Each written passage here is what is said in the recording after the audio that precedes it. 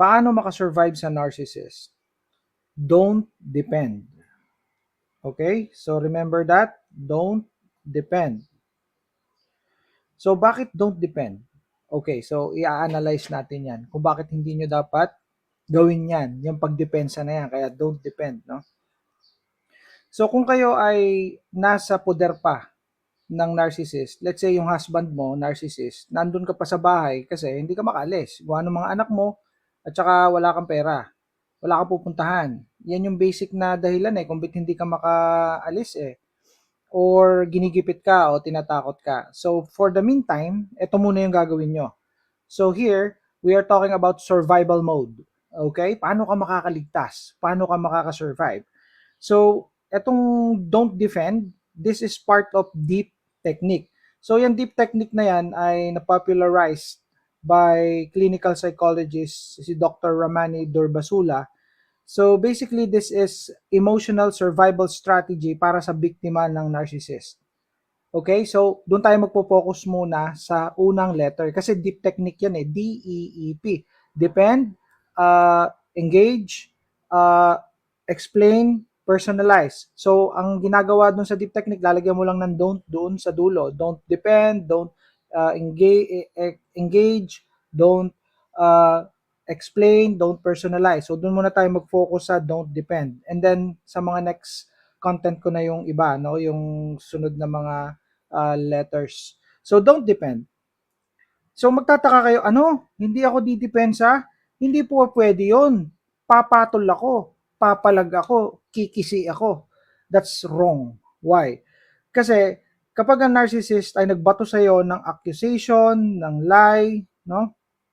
Ng mga unfair criticism, yung mga binibintang sa'yo talagang hindi naman totoo, kagaya ng panlalalaki o pambababae o kaya pag nanakaw ng budget nyo, paggasta ng pera ng walang katuturan. So napakadami ng mga kung ano-anong ibinabato sa'yo. So your natural instinct, no, ay dumipensa. Ano sasabihin mo? Hindi yun totoo. That's not true. I never did that. Hindi ko yan ginawa. That's wrong.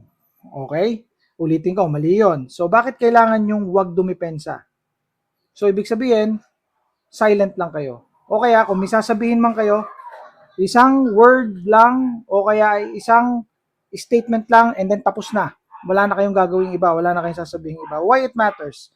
The moment kasi na nagdepend ka o dumipensa ka, so ibig sabihin ay binavalidate mo o pinapatulan mo o binibigyan mo ng pansin o halaga yung maling akusasyon sa iyo o maling bintang sa iyo ng narcissist. So, ang ibig sabihin ay binibigyan mo siya ng chance or binibigyan mo siya ng karapatan o ng pagkakataon na maging judge siya or jury. Parang ang datingan nito, ikaw yung ini-interrogate, no?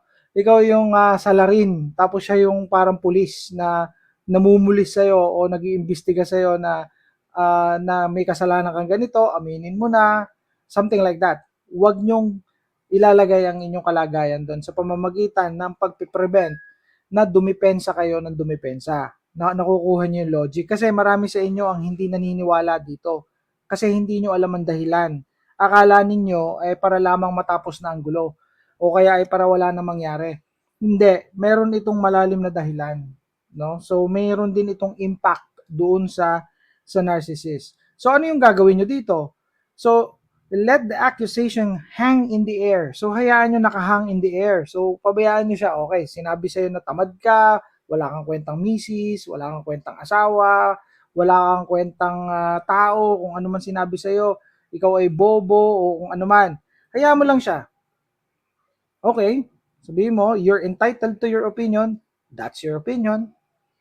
Ganun lang, kipit balikat ka lang. O kaya, kung ayaw mo naman magsalita, pwede naman.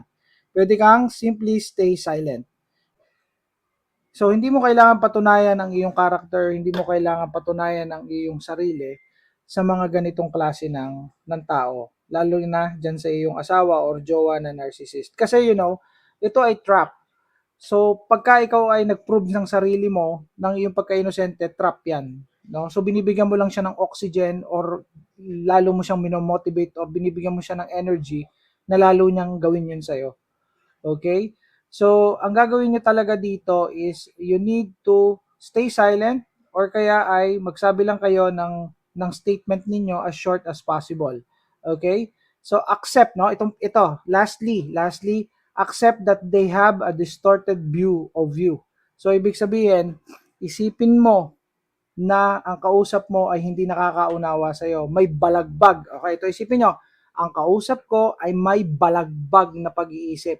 Kaya hindi ako dapat mag-depend. Okay? Hindi ako dapat mag-depend. Clear tayo doon?